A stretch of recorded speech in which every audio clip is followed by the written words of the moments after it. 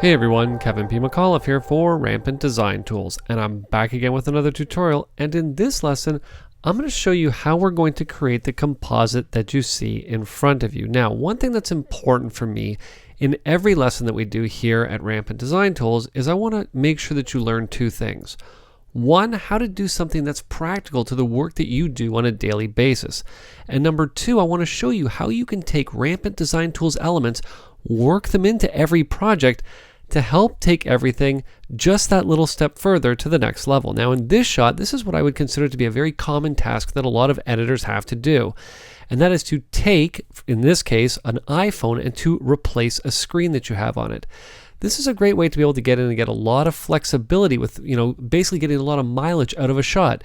You might shoot this one plate and be able to use it in multiple different commercials by simply replacing the screen. And in this lesson, I want to show you not only how we're going to get in and replace that screen, but then I want to take the screen that we're going to replace it with and take it to the next level using some Rampant Design Tools products. Now, before we go on, I'd like to talk about what I like to call the star of our tutorial, and what I'm going to do is just Command and Tab into Google Chrome, and that is the Rampant Design Tools elements that we're going to be working with. And they're part of the Rampant Distortion and Grunge package, and if we scroll down here, I love this package of distortion elements. You'll see it's the Distortion Toolkit right here. Over 2,500 plus distortion and glitch elements. And the great thing is that you have such flexibility when working with these elements. You can choose between 2K, 4K, and even massive 5K resolutions. And if you want to get a free sample of these elements, head on over to 4kfree.com or simply head to the distortion section of the Rampant Design Tools website, head on down towards the bottom, enter your name and your email address, and you'll get a link to download some of these free 4K elements for you to work with in your projects. Okay, let's quit out of Chrome, and now let's get into HitFilm, and let me show you how we're going to create this very cool composite. All right, now before we get into HitFilm, I do want to talk about the three, and I'm going to say three shots that we're working with. We're actually working with a few different shots with the Distortion Toolkit, but we're going to just sort of lump them all into one category just for right now. You'll see that we have our background plate, which is our doctor holding our iPhone that we're going to get in and track. We have a screen from my iPhone 5S, a picture of me with my beautiful wife. And then we have our distortion elements. Now to get rolling, we're just going to bring in the phone background and the tracking plate, and we're going to bring in these Rampant Design Tools elements towards the end of the tutorial. Okay. Now something else that I do just want to quickly mention is that you'll see that the doctor's holding an older iPhone. This looks like an iPhone 4 or an iPhone 4S. You could tell by the screen resolution. It's a little bit different than the newer phones. So just keep that in mind, that our background is going to be stretched just a little bit to fill that frame. Okay, so let's now Command and Tab into HitFilm Pro 2017, and I've already created a new composite shot for us to work with. What I'm going to do is now just import our footage. Let's come to Media. I'm going to import this from the desktop. I'm going to say Open. And let's take the shot of our doctor here. And what I'm going to do is I'm just going to mark an in point at the beginning. We're going to come down. Let's come down to about the 9-second mark here. Okay, and there we go. Okay, because this shot's about 20 seconds long, and we, once you see how it works with the first 9 seconds, we don't need to carry it all the way down to the end. Okay, so I'm just going to take that shot. I'm going to drag it and drop it down into my composite shot here. Now you'll notice the composite shot stretches on for quite a while. And if we want to adjust that, what we can do is simply right click on the composite shot, come down to the properties, and instead of having it as 30 seconds long, I'm just going to have it as 9 seconds long. And I'm just going to say OK, and you'll now notice that everything is shortened up to fit the frame. Okay, so let's now get in and let's do our track. Now if you remember from the previous lesson, Mocha for HitFilm is the application we're going to be using. And remember, this is all included inside of HitFilm. We're not doing anything that's going to require any third-party effects. Okay, so I'm just going to type in Mocha. We're going to grab it. We're going to apply it to our shot. Once it appears on the shot, we're just going to come to the Mocha for HitFilm. I'm going to twirl that down, and we're going to launch the Mocha UI. Now, much like we did in the previous lesson, we need to define an area that we want to track. And we're basically going to be drawing an X-spline around the screen. The screen is actually a good area to track because we're going to have the I guess you'd call that an ivory color of the phone. We're going to have the black border, and we're going to have the green of the phone for Mocha to take a look at. So let's do that. Now remember, Z to zoom in, X to pan, And we're just going to sort of draw that screen about here, or that plane about there, about there. Let's just hit X to pan up here, about here. And I got to be sort of approximate at this point, about there, perfect, and here. Okay, we're just going to straighten those splines out. And I think that's pretty good. I think this spline might be off just a little bit here.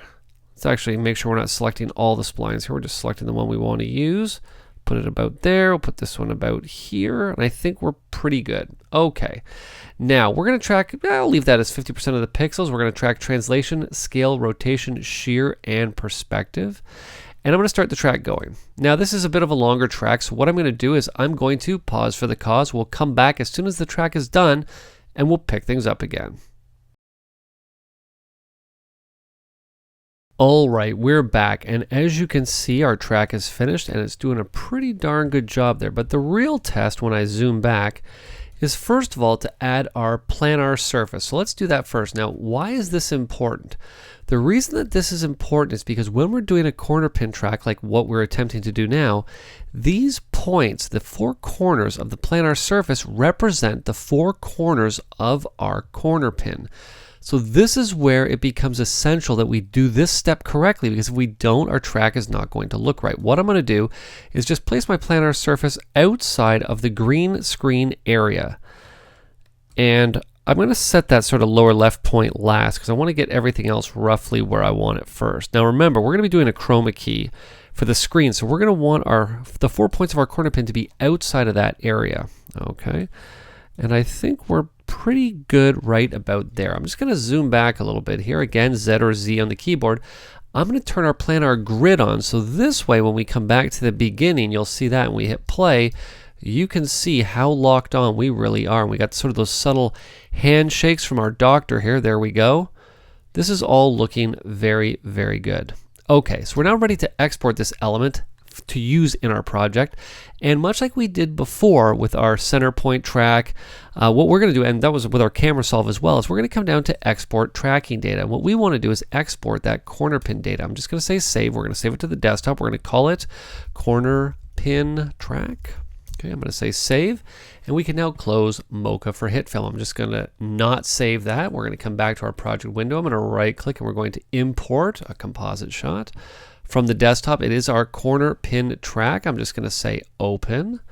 And once I do, you'll now see that we have, and I'll just drag through, our corner pin track done exactly the way that we need it done. Now, what exactly has happened? Well, I'm just going to twirl down my layer of my actual corner pin track. I'm going to twirl down the effects, and you'll see that what HitFilm has done with that tracking information is it's added a quad warp effect, and you can see that as we come in, here are all the keyframes for the upper left, the upper right, the lower left, and the lower right.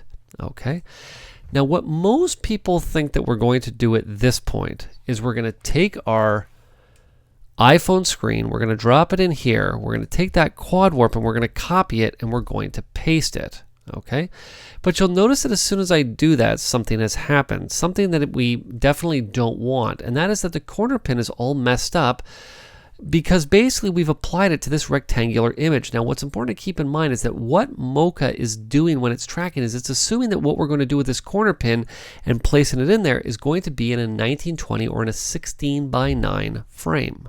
Okay, now this is actually very beneficial in the workflow that I'm going to show you here. Okay, I'm just going to delete this quad warp, and before we do the quad warp, I'm going to just right click and we're just going to make a new composite shot out of this phone screen. I'm just going to call it, appropriately enough, phone screen.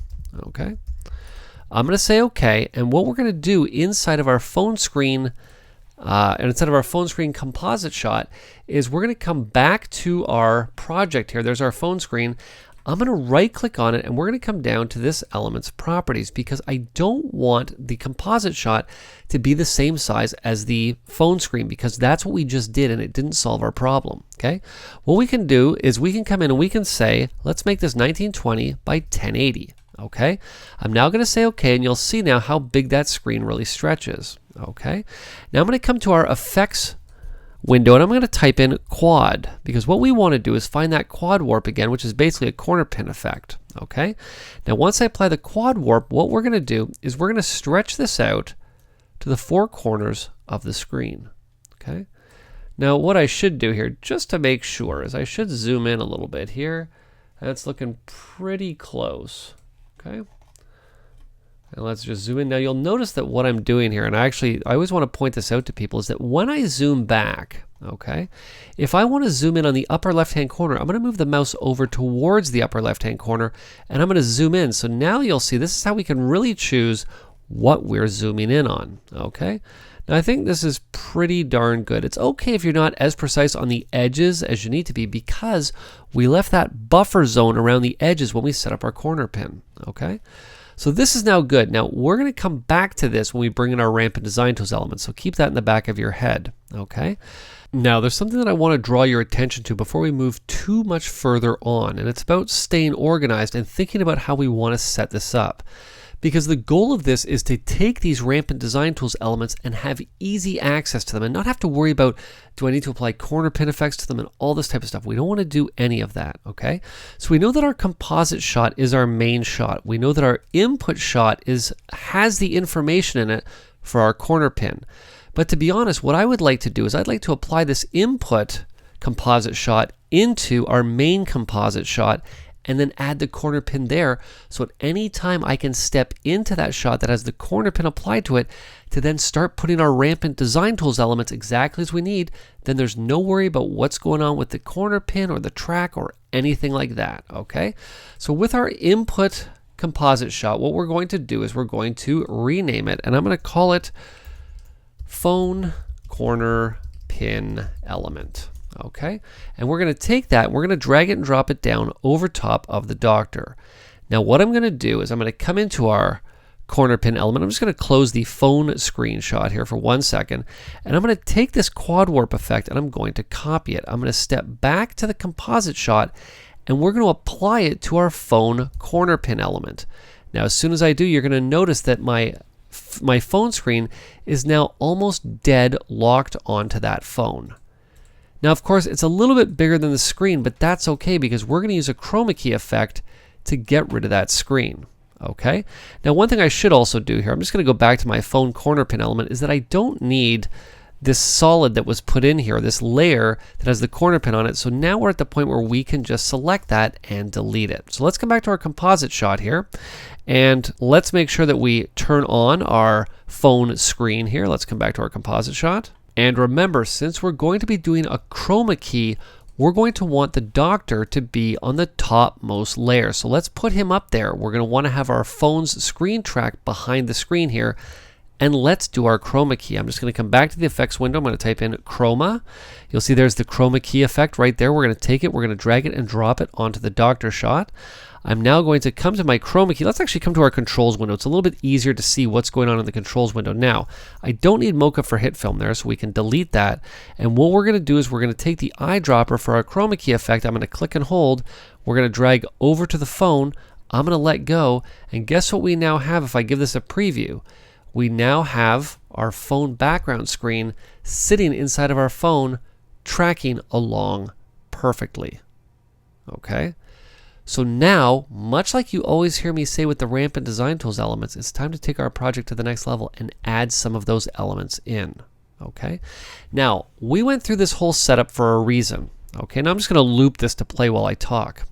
I set this up like this for a reason, because the whole point of working with the Rampant Design Tools elements is that they are super simple to use, but they create a great end look. You don't want to get bogged down with, having to think about all these things.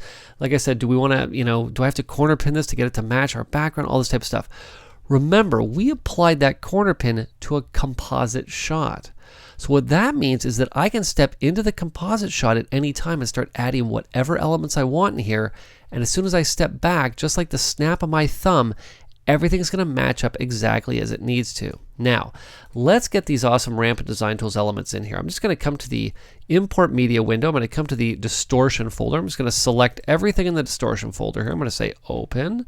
And once all these elements come in, I'm just going to take them and drag them into a new folder. Okay, we're going to call that, appropriately enough, we'll right click, say rename, we'll call it Distortion Elements. Now, one of my favorite distortion elements, and if you're going to do any work like this, I guarantee you're going to use it all the time. I'm just going to twirl down my distortion elements. We can actually just twirl that up here. I'm going to twirl that down. is the screen effects. Now, why the screen effects? Well, the screen effects are designed to do just that. They're designed to mimic real-world situations where you're going to see little pixels on screens, little scan lines as, cameras are moving past them and things like that. So what I'm going to do is I'm just going to find the one that I think is going to work the best. Now, I was actually kind of a big fan. What I actually did was I actually combined two of them. I believe it was this one I had combined with this one right here. Now, you're going to notice that I can see the checkerboard in here behind them. That means that this element is actually keyable over the top of my footage if I would like to work with that footage with a key. Now, for me, I'm fine with that. So let's start out, I believe it was with this one here. I'm going to take it, I'm going to drag it and drop it down onto my shot. Okay. Now you'll see that the footage stretches out over pretty much the entire shot, which is good, but obviously it's super bright and it's a little bit hard to see. Okay, now obviously this is it at full strength. Keep in mind that at any time, if you like, you can always come over to your layer properties. You can come down to a blend mode and you can choose from any of the different blend mode types. You'll see there's an overlay blend mode. It creates a very cool look.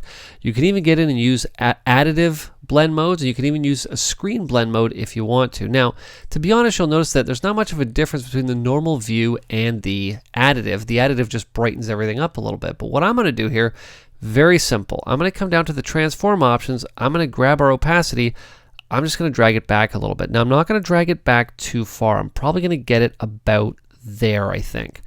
Because the whole point of this is that we want to mimic a screen. Now, at the end of the day, the iPhone screen is pretty clear, but the whole point is that we want to get in and add these elements, because if we were to leave this as a clean plate, it would be completely noticeable that we went in and did all this keying work and we did the tracking, and that element really wasn't there to begin with. Okay. Now, I actually really like this element as well. And basically, I just did the same thing. I just dropped it in. We came to our transform options, brought the opacity almost all the way out, but just so that it's there and it's just ever so slightly noticeable. Again, that's the beauty of these elements. They're here to combine to then make it look like nothing was ever really added. And then what I did for fun was I came in and I found some of the glitch elements just to, poke fun at the iPhone a little bit here, even though I'm a big Apple fan. Okay, there we go. Put some distortion in here, and we'll just grab a couple more and put them in. There we go. There's another one, and we'll do one more. And I'll put this down towards the end here. Now, I was talking about how easy this was to set up, and you'll see really the hardest thing for me to do is to decide which Rampant Design Tools element that I want to use, and I can preview any of them at any time. Just call them up on the screen here. We can drag through. Okay.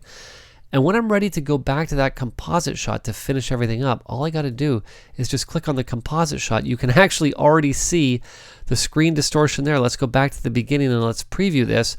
And you'll see that this now more closely represents what a phone screen would look like, hopefully minus the actual big distortion effects.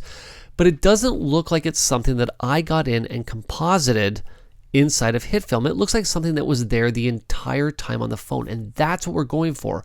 We're going for that layer of realism, and these Rampant Design Tools elements really help you get that and really make this look like it was shot like this from the beginning. All right, now don't forget, if you want some great free 4K elements, head on over and check them out at 4kfree.com, and to check out the entire Rampant Design Tools product line, you can head on over and check them out at rampantdesigntools.com.